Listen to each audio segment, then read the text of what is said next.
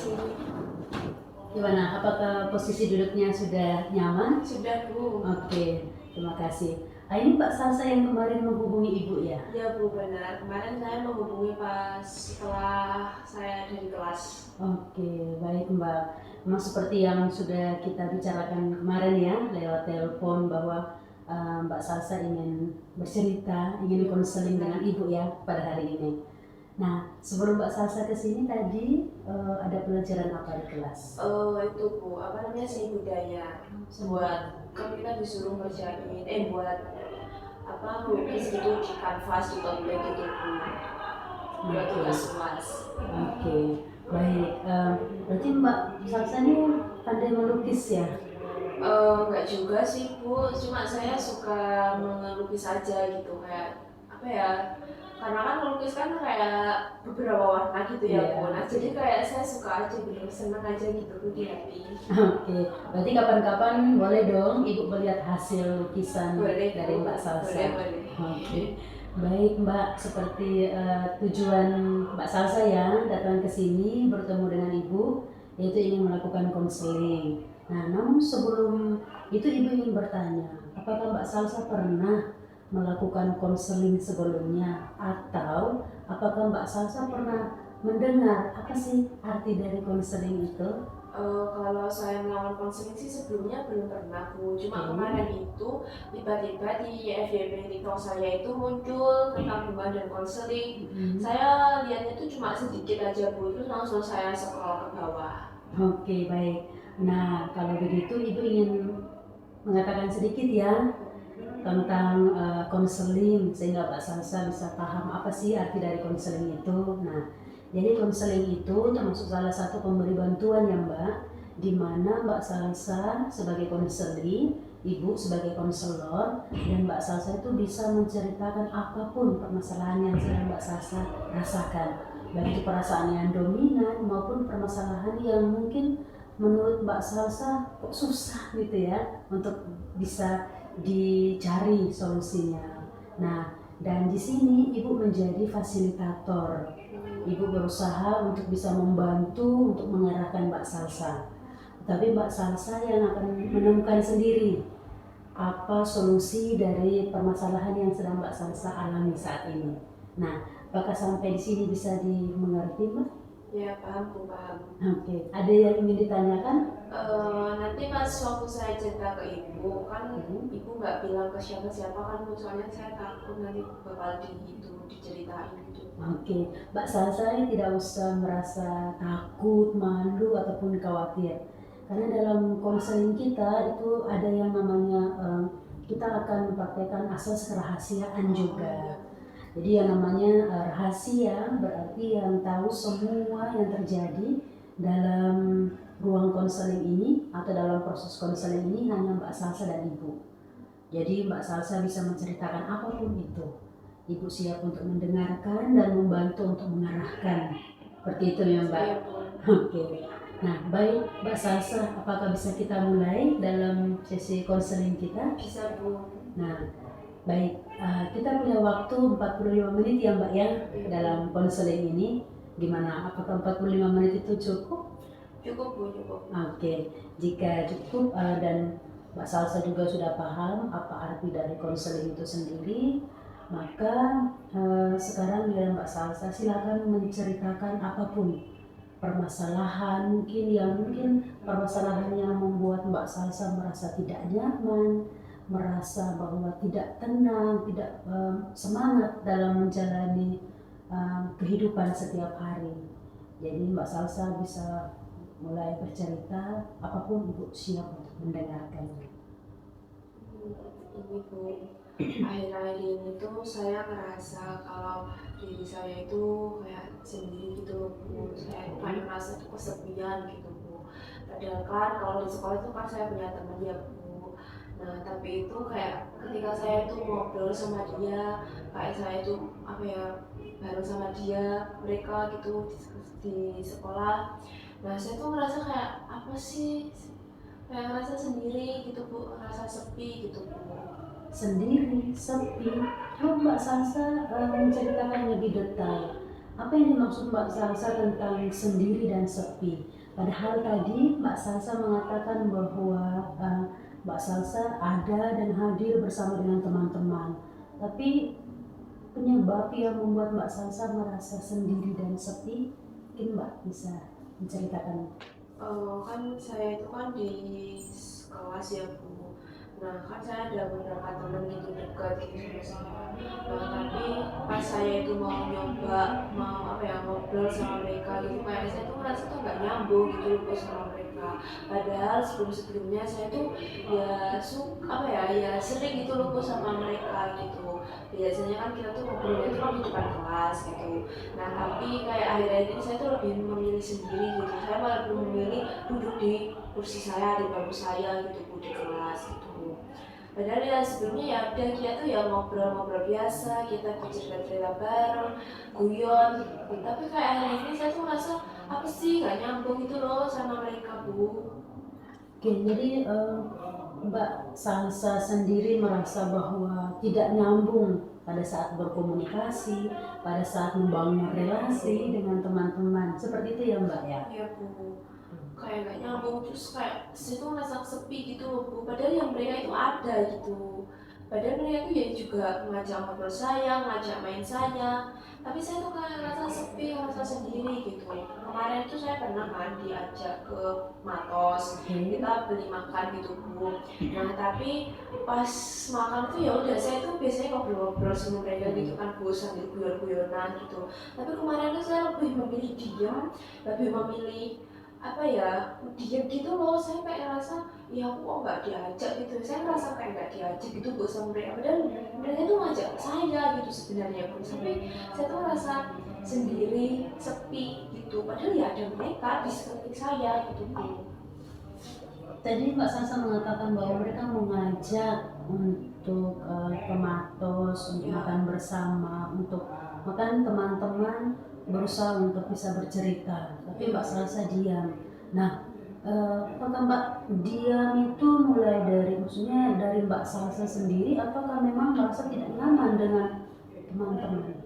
Sebenarnya kalau nyaman sih nyaman ya Bu, soalnya saya kan udah dekatnya itu dari kelas 10. Nah sampai sekarang kelas 12 saya tetap ya temenan, cumanya apa ya nggak tahu kenapa gitu loh Bu, kayak tiba-tiba itu apa sih gitu loh, kayak ngerasa saya tuh sendiri gitu loh. Saya nggak ngerasa kayak nggak diajak, ini udah diajak sebenarnya. Oke, baik Mbak Salsa. Ibu paham, Ibu mengerti dengan situasi yang sedang Mbak Salsa alami saat ini. Nah, bagaimana dengan relasi Mbak Salsa di rumah dengan ibu ataupun dengan ayah? Bisa sedikit menceritakan kepada ibu tentang hubungan di dalam keluarga? Kalau hubungan di dalam keluarga itu sebenarnya ya apa ya Bu, saya itu kayak di rumah itu ngerasa sendiri juga gitu. Saya tuh jarang banget ketemu orang tua saya. Padahal itu setiap hari orang tua saya tuh sebenarnya di rumah gitu. Tapi saya nggak pernah ketemu mereka gitu. Nggak ketemu siapa namanya ibu sama ayah saya gitu. Soalnya kan ibu sama ayah saya itu kan kerja ya Bu dari pagi, terus pulangnya itu malam gitu. Kan biasanya tuh kalau malam itu saya langsung di kamar gitu Bu. Biasanya habis isya itu saya habis sholat isya saya tuh langsung di kamar gitu Bu. Ya udah di kamar, entah saya ngerjain tugas, entah itu saya HP-an, tiduran biasanya itu Bu setelah isya gitu. Dan itu kayak saya tuh nggak pernah lihat mereka gitu Bu. Mereka saya nggak tahu ya Bu, pas waktu saya tidur mereka itu kayak melihat saya apa enggak saya nggak tahu. Tapi ya udah saya di kamar aja gitu sama mulai dari isya terus sampai bangun pagi gitu. Tidak ada usaha dari Mbak Salsa. Tadi Mbak Salsa mengatakan bahwa ada di rumah dengan keluarga tetapi jarang ketemu. Seperti apa itu Mbak? Gimana ya Bu, kan saya tuh nggak tahu ya sebenarnya mereka itu pulangnya itu jam berapa saya nggak tahu. Tapi ya itu saya setelah isya saya di kamar, saya itu nggak entah itu saya tugas atau HP ya, saya di kamar gitu. Tapi saya Ya udah, biasanya kalau udah di kamar ya udah saya sekalian sama tidur gitu.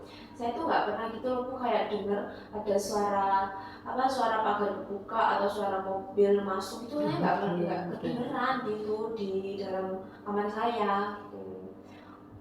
Jadi dapat dikatakan seperti yang Mbak Salsa ceritakan ke Ibu tadi, bahwa pada saat Mbak Salsa tidur baru kedua orang tua pulang kerja, sehingga Iya, tidak ada pertemuan ya eh, di dalam keluarga sendiri. Jadi jarang ketemu. Memang tinggal satu rumah, tetapi jarang bisa tatap muka. iya Gitu Bu. ya, Mbak. Eh, pada saat jarang tatap muka, bagaimana komunikasi yang dibangun dari Mbak Salsa? Gimana ya Bu? Kan sebenarnya kan saya itu kan ada namanya orang tua saya. Oke. Nah tapi ya saya tuh juga gitu, nggak pernah komunikasi, orang tua saya nggak pernah ngubungin saya, nggak pernah ngechat saya, ngechat itu paling pun cuma ini ya uang buat bulanan gitu, buat sebulan ini gitu. Biasanya ya saya dikasih sama ayah saya, kami juga dikasih sama ibu saya Bu gitu. Dan kalau buat bangun hubungan ya gimana ya, kayak mulai dari SMP. Nah dari SMP itu saya udah jarang gitu loh kok ngomongan sama mereka gitu, padahal ya kita serumah gitu. Sejak SMP. Ya Bu, tapi sebelumnya mulai dari SD itu saya sering main gitu loh Bu, sering diajak gitu. Tapi masuk SMP saya tuh nggak pernah diajak main lah, nggak pernah. Biasanya kan saya diajak main Bu ke wisata alam kayak gitu. Nah tapi pas waktu udah masuk SMP saya nggak pernah Bu diajak ke wisata alam ataupun ke mall makan-makan, itu nggak pernah Bu. Oke, baik Mbak Salsa. Apakah Mbak Salsa memiliki saudara? Saya nggak punya saudara Bu. Oh, jadi Mbak Salsa ini anak tunggal ya? Iya benar Bu. Jadi anak tunggal. Relasi dengan teman-teman Mbak, bagaimana Mbak Salsa dalam mengikuti pelajaran di sekolah? Mungkin bisa diceritakan kepada Ibu? Kalau pelajaran di sekolah itu kan ya biasanya ya udah saya nyambung aja gitu sama apa yang dijelasin guru gitu. Ya kalaupun saya akhirnya ini kalau semuanya saya tuh nggak bisa ngerjain, ya udah saya saya ya udah kerjain sebisanya gitu Bu. Saya kayak males wes tanya-tanya gitu ke teman. Biasanya kalau saya nggak paham saya tuh mesti tanya Bu ke temen gitu. Tapi kalau akhirnya ini kayak ya udahlah, kalaupun saya tanya ya saya apa ya ya semua saya gitu, maksudnya kayak ya kalau saya mood gitu, kalau saya mood nggak, kalau saya nggak mood ya udah saya kerjakan sebisanya.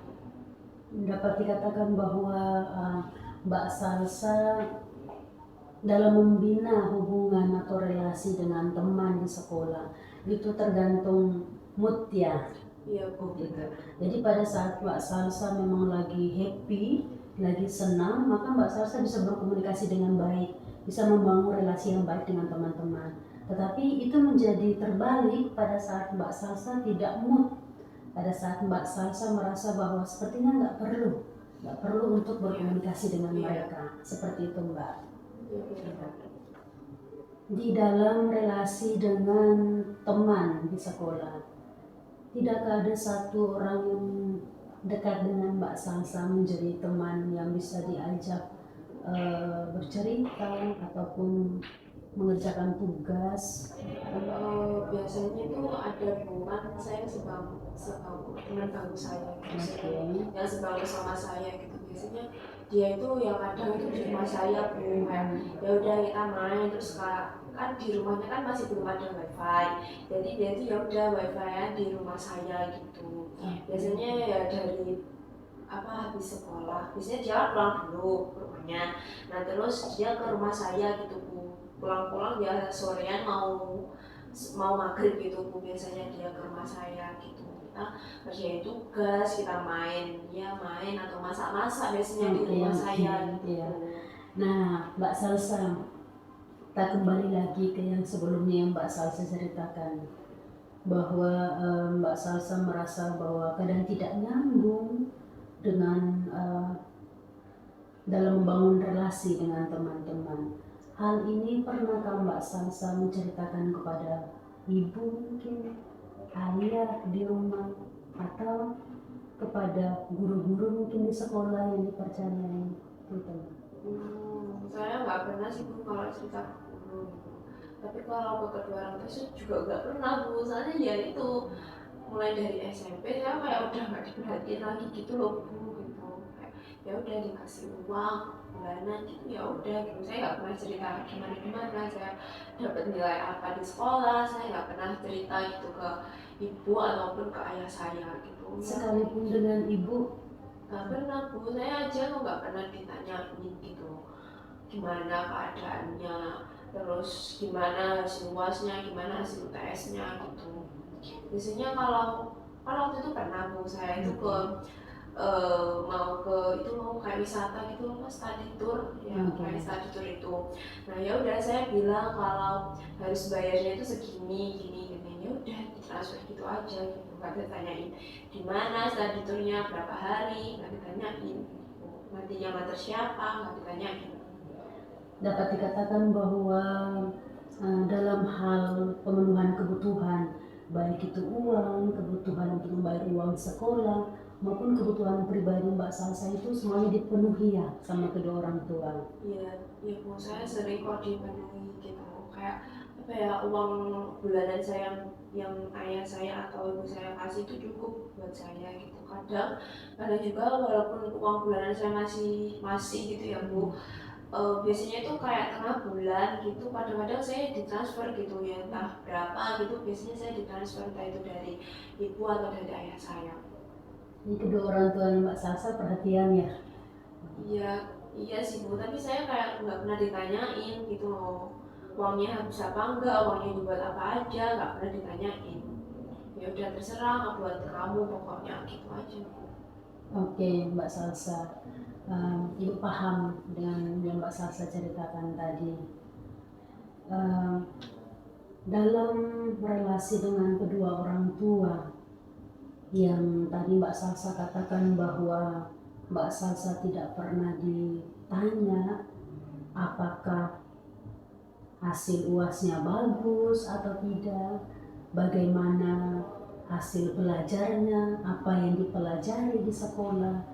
Jadi seperti yang Mbak Salsa katakan bahwa itu sama sekali tidak pernah ditanyakan sama kedua orang tua, sekalipun tidak Mbak. Nggak pernah Bu saya ditanyain kayak gimana UASnya, gimana hasilnya, rapotnya gimana gitu, nggak pernah Bu. Soalnya kan kalau biasanya itu ya kan di rumah itu sebenarnya ada yang bantu-bantu bersih-bersih gitu Bu. Nah biasanya tuh yang ngambil rapot itu ya ibunya itu yang di rumah itu yang bersih-bersih itu. Oh gitu. Oke. Baik Mbak.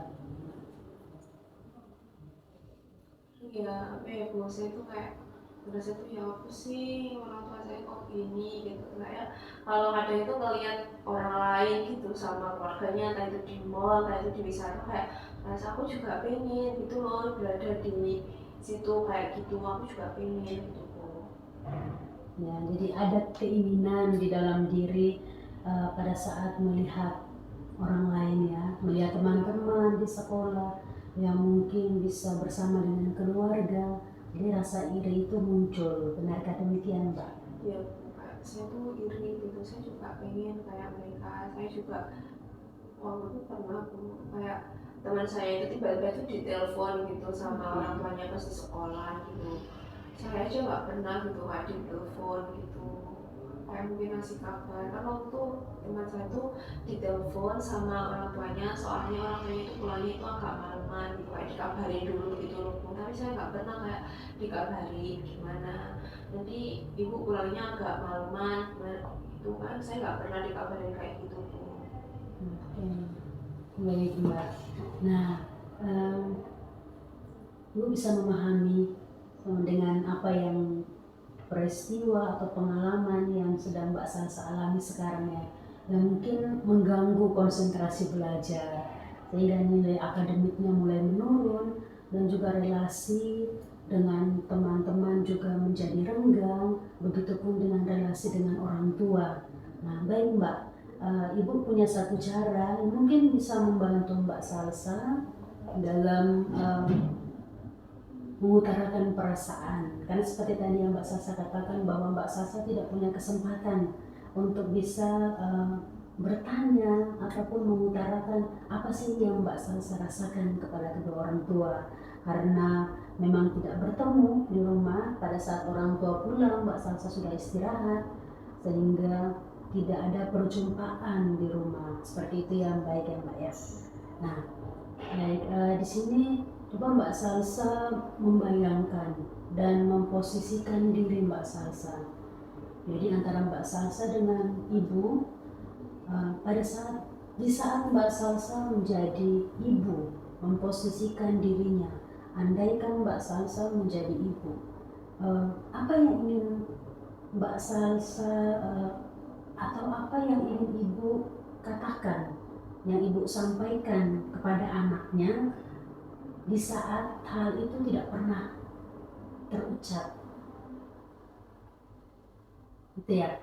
Dan nanti Mbak Salsa juga akan memposisikan diri sebagai Mbak Salsa sendiri, di mana apa sih yang belum pernah saya ungkapkan kepada orang tua saya, yang mungkin ingin sekali saya ungkapkan tetapi tidak pernah kesampaian karena tidak ada pertemuan seperti itu. Jadi mungkin dari Mbak Salsa sendiri bisa mengambil posisi yang agak rileks, terus memposisikan andaikan Mbak Salsa berada di posisi ibu dan bagaimana tanggapan pada saat Mbak Salsa mendengar kepan hati dari ibu. Oke, baik Mbak Salsa. Ini saya jadi ibu pertama dulu, setelah itu menjadi Mbak Salsa. Sal, sebenarnya ibu itu sayang banget sama kamu. Sebenarnya ibu nggak mau kayak gini gitu. Sebenarnya ibu itu ya pengen kita tuh setiap hari kita main, kita ya cerita-cerita, kita ketemu gitu. Tapi ya mungkin ini karena kesibukan ibu, tapi karena ini kesibukan ibu dan ini juga buat kamu sebenarnya, ibu kerja itu juga buat kamu.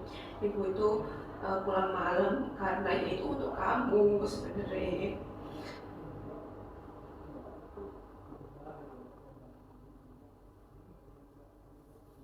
Baik Mbak, terima kasih. Di saat Mbak Salsa memposisikan diri berada dalam posisi menjadi ibu, di mana ibu mengungkapkan bahwa dia sangat menyayangi Mbak Salsa.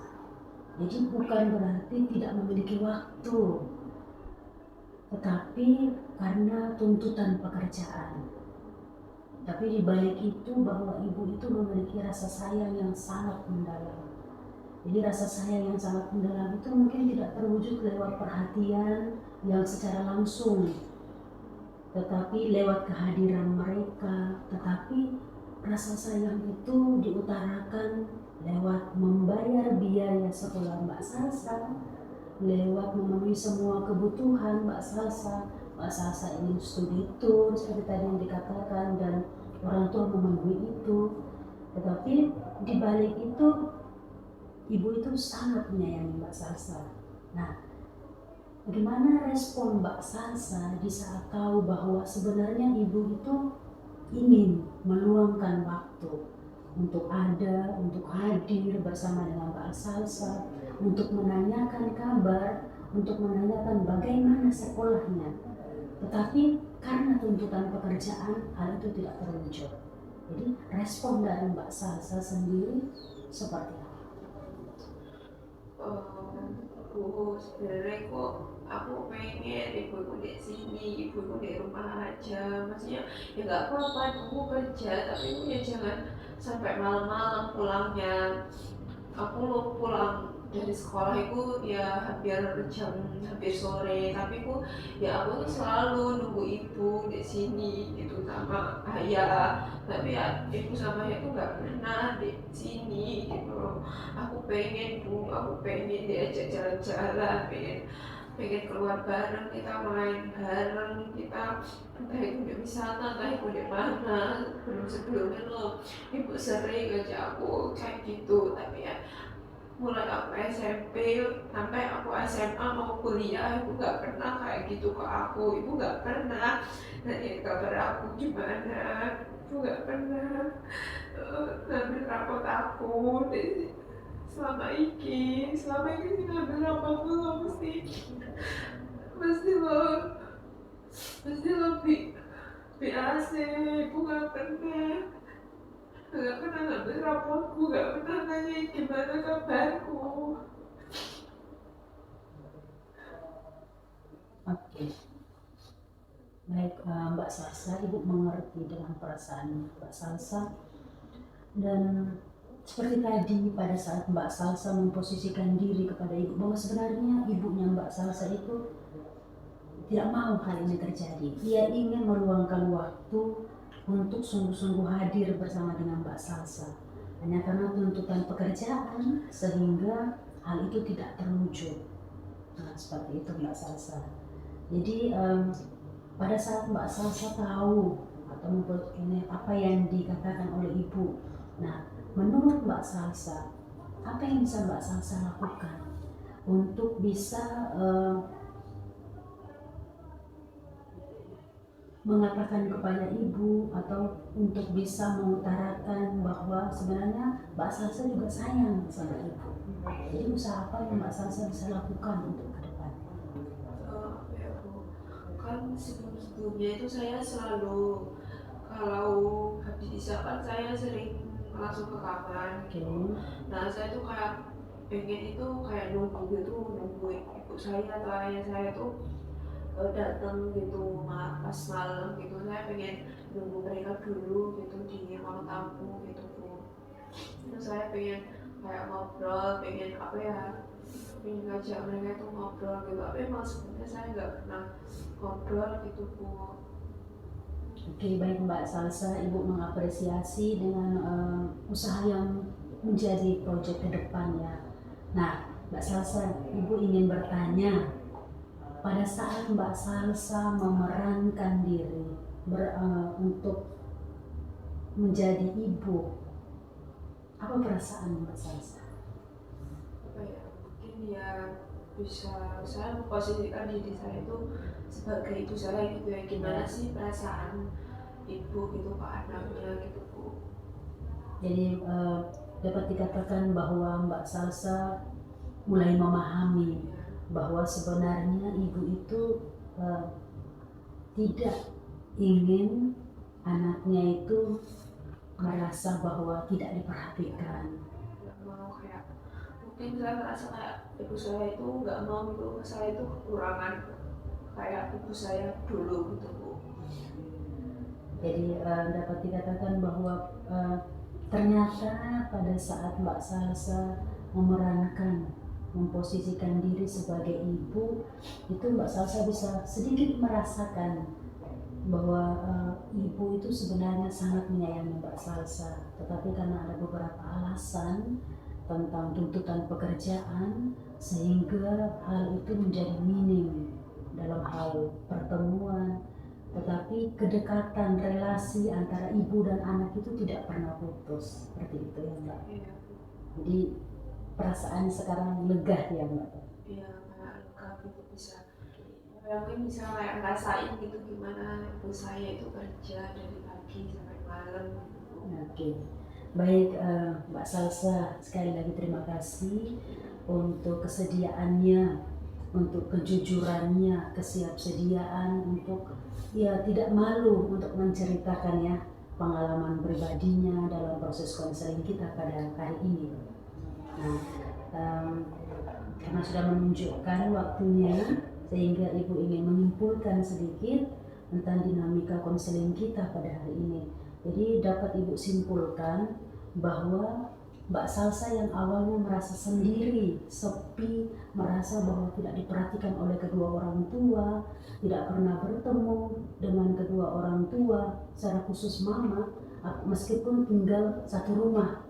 tetapi relasi tatap muka itu menjadi jarang, bahkan hampir tidak pernah Mbak Salsa itu dapatkan akhir-akhir ini, dan itu berdampak juga pada akademik, pada relasi dengan teman-teman, dengan guru di sekolah, sehingga membuat Mbak Salsa itu menjadi orang yang sendiri, selalu merasa sendiri di tengah keramaian, dan itu ya Mbak ya.